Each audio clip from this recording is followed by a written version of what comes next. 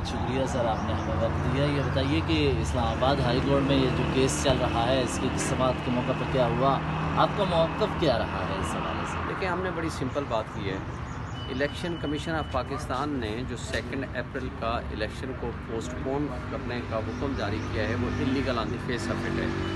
वो election act के section 130 में लिखा हुआ है कि अगर कोई सीट या कोई एक असम्बली में कम है तो उसकी बुनियाद पर सेनेट के इलेक्शन को किसी सूरत इल्तवा नहीं किया जा सकता।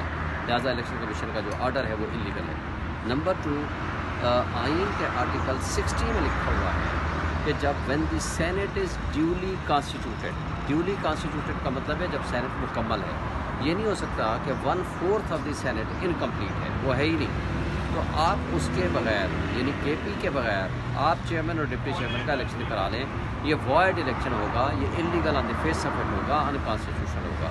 तो ये सारी बात हमने चीफ जस्टिस साहब को रिक्वेस्ट की है और हमने उनको बताई है और हम होप रखते हैं कि इंशाल्लाह वो इसके ऊपर हमें इंसाफ देंगे। इसलिए कि जो इस वक्त सिचुएशन चल रही है, ये केपी को अलग करके, क्योंकि ये फेडरेशन की अलामत जो है वो नेशनल असम्बली तो है ही है, मगर सबसे ज़्यादा वो अपर हाउस ये सेनेट कहलाता है, क्योंकि इनकी इक्वल इनकी पार्टिसिपेशन होती है और इक्वल नुमाइंदगी होती है, बराबर की बुनियाद पर इनके मेंबरान आते हैं। अब 11 मेंबरान सेनेट के केपी के अभी इलेक्ट नहीं हुए। अच्छा, उसको आप बाईपास करके चेयरमैन और डिप्टी चेयरमैन का इलेक्शन कैसे कर सकते हैं? और फिर दूसरी बात, अगर फ़र्ज़ करो ये तसव्वुर कर लिया जाए कि ये उनकी रीज़न इलेक्शन कमीशन की दुरुस्त थी कि जब उन्होंने पोस्टपोन किया कि नहीं जनाब रिज़र्व सीटों ने अभी के ऊपर लोगों ने वोट नहीं दिया, तो यानी मुकम्मल नहीं है असम्बली, तो जब वो उनकी बात ये दुरुस्त है तो फिर मुझे बताएं, तो फिर उस लिहाज से तो पूरे सूबे की गैर हाज़िरी है एक लिहाज से सेनेट के चेयरमैन और डिप्टी चेयरमैन के लिए, फिर ये इलेक्शन कैसे दुरुस्त हो सकता है? फिर दूसरी बात, अगर ये बात थी यानी जितने मेंबर और कोरम अवेलेबल हो इलेक्शन हो सकता है, तो मुझे बताएं जिस दिन सादिक सिंजरानी गया था तो फिर इनको चाहिए था कि उस दिन फिर इलेक्शन करा देते। इसका मतलब है कि सेनेट का पर्पज़ ये है कि ये चूँकि वफाक की अलामत है और वफाक में तमाम सूबों की बराबर नुमाइंदगी होती है, इसलिए इस इदारे के अंदर आइन में लिखा गया है कि when the senate is duly constituted, उसका मतलब ये है कि जब वो ये मुकम्मल है तो तब ये इलेक्शन होगा।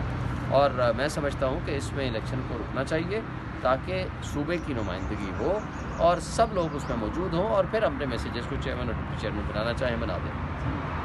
ओके मैडम, ये बता दीजिए कि खैबर पख्तूनख्वा में भी कोई केस चल रहा है, तो ये आपका सेनेट में चेयरमैन और डिप्टी चेयरमैन के तनाज़र में है क्या? और दूसरा ये कि अभी खबरें आ रही हैं कुछ बाइकाट के तनाज़र में, इसमें कितनी सदाकत है? क्या खबरें ये दुरुस्त हैं?